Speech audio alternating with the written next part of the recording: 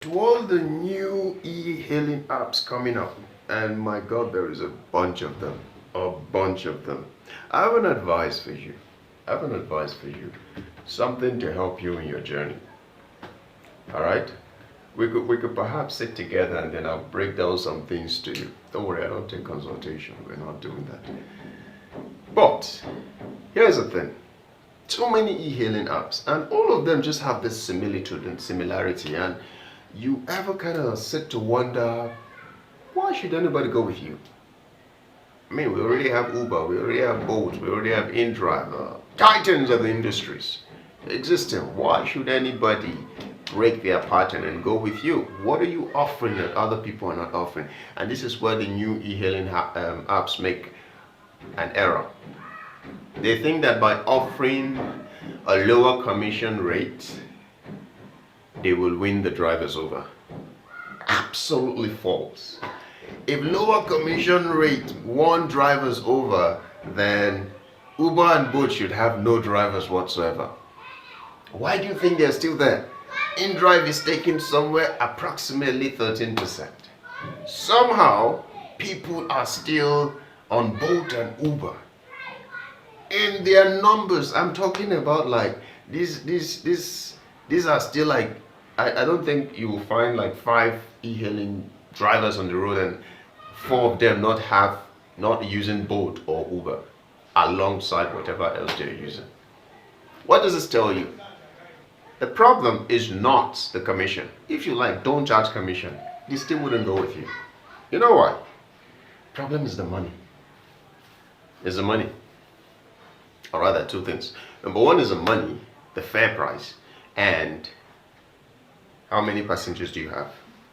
Usually, any driver who goes out for a day's work, they're just trying to understand who has customers, I beg, because they're trying to make money. They're not here to try and help your system or your business. So no, that's not what they're doing.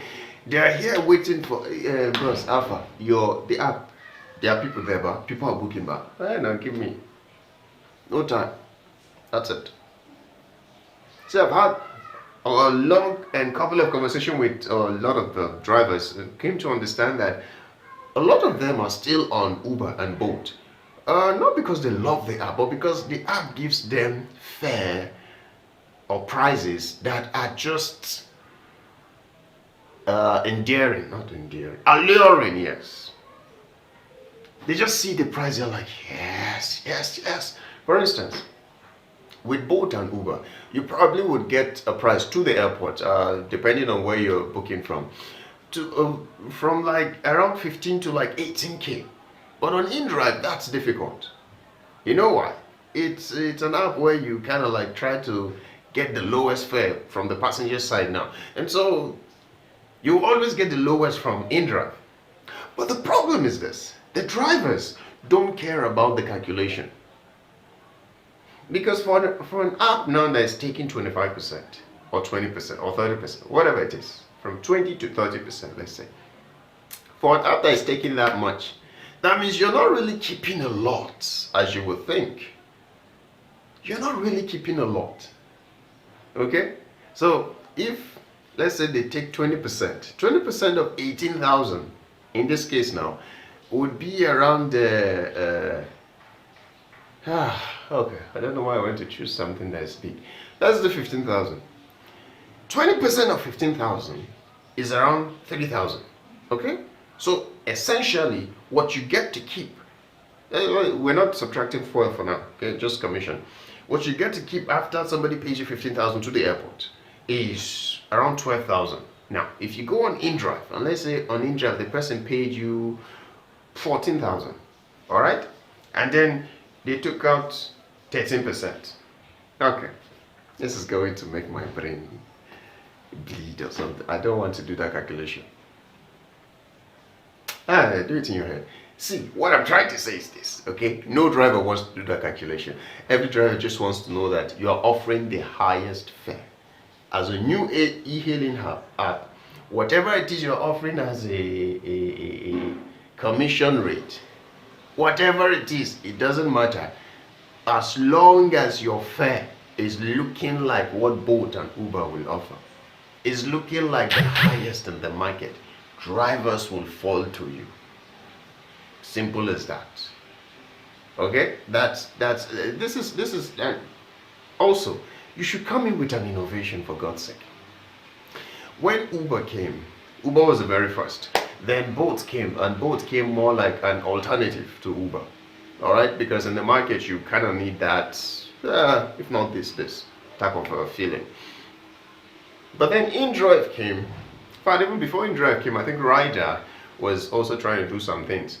And Rider was coming with this like lower commission and all that. I'm like, I think they were doing kind of okay, although I hated the interface for personal reasons, though I didn't like the interface and all that. But I think they were kind of doing okay. They were going to climb, they were going to scale.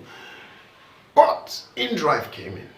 And InDrive is like, you can negotiate your fare. To the passenger, that is like, of course, because nobody else is doing that. That is the innovation. And I think that's where the industry is right now. We're in that space of innovation. If you're going to come into the market, come with an innovation. You can't just come in and just be like Uber and Bolt and you want to challenge the giants. Come on, man, no.